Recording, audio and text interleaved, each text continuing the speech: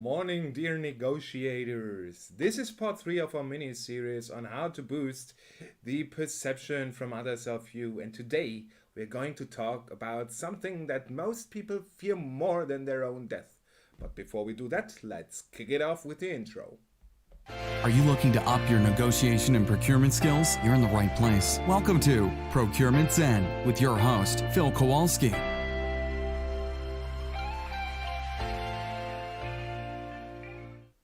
So, in the first part of the mini series, we talked about having and creating your killer profile. Yesterday, we talked about developing thought provoking ideas, and this time, today, we're going to talk about about something that makes most people quite uncomfortable.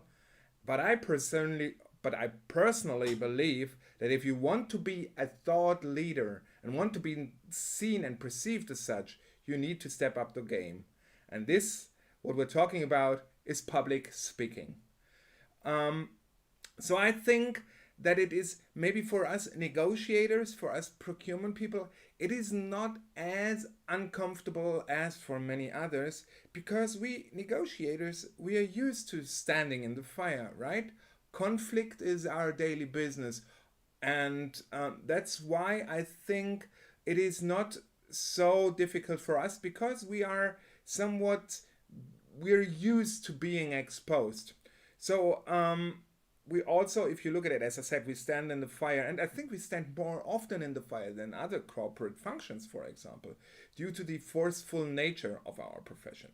So no matter if virtually these days or in person participate in events and conferences, no matter if internal or run by a third party. So, what should you talk about, right? That's usually the very first question. What do you want to talk about? If you followed yesterday's idea, there will be enough ideas that you develop and that you can talk about. If you remember yesterday, we talked about a kind of tool I developed, an Excel spreadsheet basically, that helps me streamline and smoothen my contract discussions, the so-called redlining process. If you have not seen that episode, I link it in the description down below. If you are watching this on YouTube, or you'll find it at procurementzen.com/044. That's episode 44. So, thought-provoking content. That should supply you with quite a few ideas that you can talk about. Or you can have a use case of a negotiation where things went very well and you want to share them. Of course, only share what you can, so no confidential data, no numbers or so, but this what you can share is oftentimes good enough. Or it's contrary, it sounds somehow strange, you could also share something that went south. If you add what you learned from it and how you could improve from it, and maybe have an example where you have improved from a bad experience, that's also a wonderful story that a lot of people will relate to. And I can tell you, I've been on stage quite a few times, on big stages and on small stages. My heart, the last minutes before it does, it's always right. You will not get rid of that feeling. That's at least my perception, that it's really, yeah, it's thrilling, right? Your heart is beating very fast just a moment before you enter the stage. But the big benefit that comes beside the perception boost that we're aiming for is people will approach you, people will talk to you, will say, hey, that was a great speech, wow, that's an interesting topic, hey, can you tell me more? And you could also, one other thing that you could also do when it comes to speaking and public speaking as a negotiator, you can enter discussion rounds about best practices. I think we negotiators have so many good war stories, if you want, to share. We experience so many different environments. It's never the same. That's at least my perception. So we have so many good things to share. I bet everybody finds something that they can share with an interested audience. And this, by the way, applies to both external conferences as well as something like internal town halls. Um, and the thing is, if you want to test the waters, you could, for example, just if your next town hall is scheduled, just go to the organizer, say maybe I cannot speak in the next one, but in the one after that. Usually the people are extremely thankful if you approach them proactively with an idea. Another advantage, especially of external events, of course, is that they are fantastic networking opportunities. And that's exactly because nobody wants to be on stage. And the people that are on stage get an extreme positive exposure. So a few things to keep in mind if you network in such external events, make sure that you follow up with the people that you meet. Just if you're talking and if you're exchanging business cards or email addresses or whatever, make sure that you say something like, hey, sounds interesting, maybe we can have a talk, we can have a discussion in a week or two, just connect. Then you start small talk. How did you like the conference? Usually things develop very fast from there.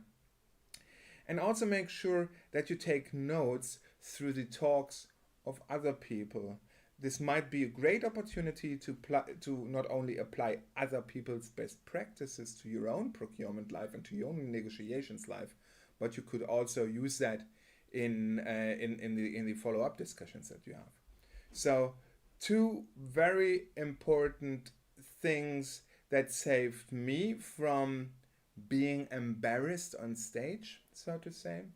First, make sure that you really have a good presentation. You have optimized through a few dry runs or test runs with peers, families and colleagues and so on. And also get feedback. Don't do it the last minute before your speech is due and then go with what you have.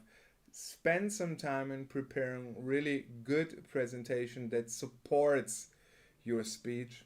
And the second thing is, if you speak up, make sure you and the organizer are aligned about what you're going to talk about. Because you want to avoid a situation in which you are announced as Bill, the procurement manager, who tells the audience something about savings, and your idea was to talk about procurement early involvement. Right? Those are loosely related, but not exactly the same topic. That might lead to different expectations, to some, let's say, very dull moments. So make sure that you say, okay, I'm going to talk about that. This will be, maybe you also share the presentation up front. Maybe you can even do a dry run with the organizers. Sometimes some organizers have this kind of stuff. So make sure that you are aligned. So in general, one can say this will give a huge boost to your confidence. But as said before, I guess missing confidence maybe is not so much a negotiator's problem. And this will also come handy in tomorrow's episode about building your brand. And we're going to talk about this tomorrow. So thank you very much for tuning in. If you're watching this on YouTube, you can find the links to the other part of the series in the description down below. If you're listening to the podcast, I highly appreciate it. Thank you very much, guys. You will find the links to the previous episodes over at procurementzen.com/045. That's procurementzen.com/045 for episode 45. So this sums it up for today. Always happy negotiations. See you tomorrow.